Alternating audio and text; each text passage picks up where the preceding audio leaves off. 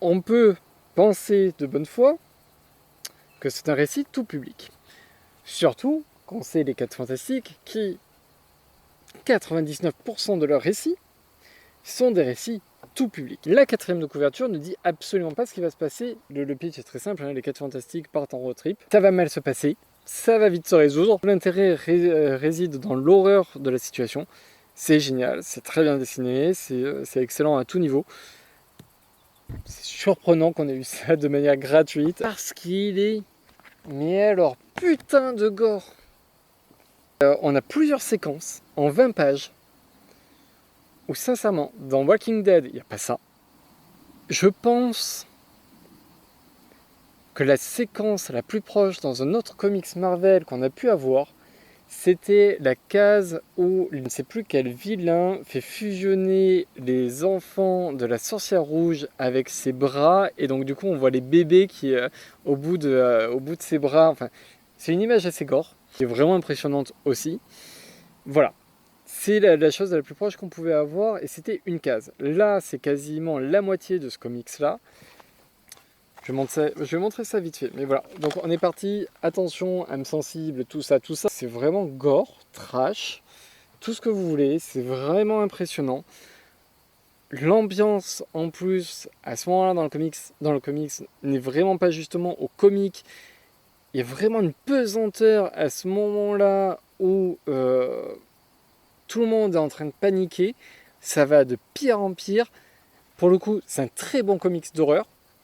C'est vrai. Allez, vas-y mon chacha. Donc, c'est un très bon comics d'horreur. Attends, je te fais un peu de place. Voilà. Mais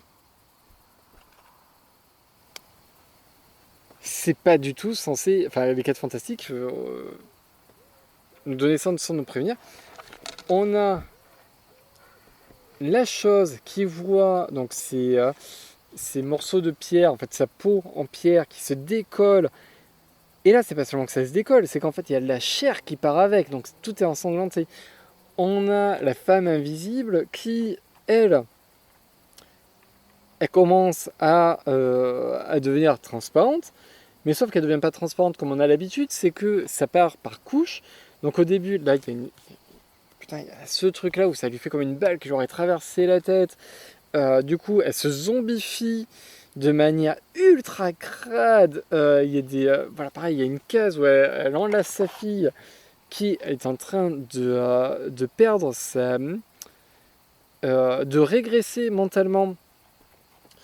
Et du coup, elle essaye de sécuriser sa fille qui est en train de régresser, donc d'avoir de plus en plus peur, alors qu'elle est en train de ressembler de plus en plus à un zombie avec la mâchoire apparente, le cerveau apparent.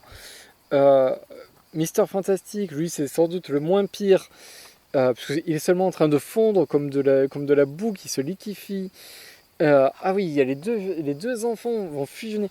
On finit sur cette séquence horrible à la Akira, où tout le monde fusionne pour fusionner en fait tout ce qui il reste à peu près de leur santé mentale et de leur pouvoir pour essayer de manipuler la réalité et essayer de s'en sortir. Waouh! Ok, le bouquin est vraiment hyper bon. C'est un excellent récit. La tension, elle est énorme. Les récits d'horreur en BD, je trouve ça très compliqué à gérer l'horreur. Là, pour le coup, c'est hyper bien géré. C'est vraiment un excellent récit. Antoine au scénario. Philippe Andrade au dessin, donc pareil, un excellent dessinateur. La traduction de Khaled Tadil, aucun souci dessus. Le comics est vraiment réussi. C'est une super chose qu'il ait été offert. Petit défaut, il n'est absolument pas représentatif de ce qu'est les 4 Fantastiques. Il y a le côté familial, certes. Il y a un petit humour à la fin qui est très classique du 4 Fantastiques, certes. D'un côté, c'est hyper cool en fait que Panini ait proposé cet excellent récit de manière gratuite à offrir aux gens. C'est vraiment hyper chouette.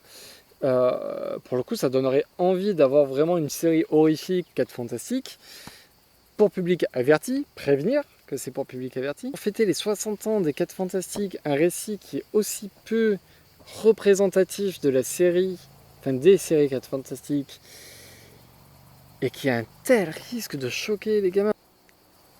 J'aurais eu écrit pour public averti sur la couverture, j'aurais été dithyrambique sur le fait que putain c'est génial qu'ils aient offert ça et tout, c'est trop bien, franchement fantastique, dans tous les sens du terme, voilà.